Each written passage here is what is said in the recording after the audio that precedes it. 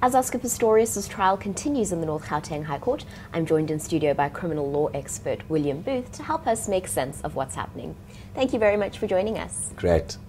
Now, you predicted this all along, that Oscar Pistorius' mental condition wouldn't really have too much of a bearing on the case.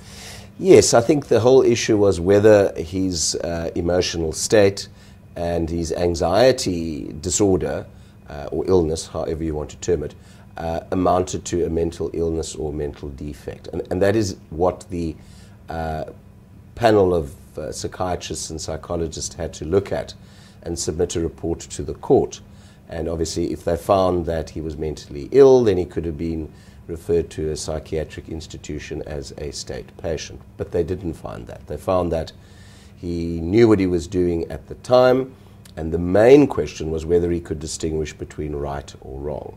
And that was found that he could. But will this have any bearing on any of the evidence that's been given? Well, I think his emotional state and his physical condition is something that the court can't just ignore.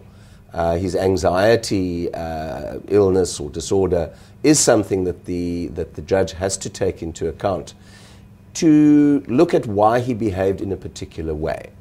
So let's say, for example, if somebody has been drinking, that might not affect his ability to distinguish between right or wrong, but it could play a role when the court looks at why he did things, why he reacted in a certain way, and why he didn't do other things.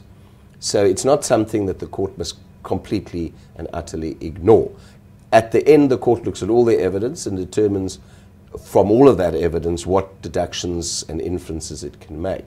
And looking at his emotional state and particularly his condition, his physical condition, what role that would have played in the whole event.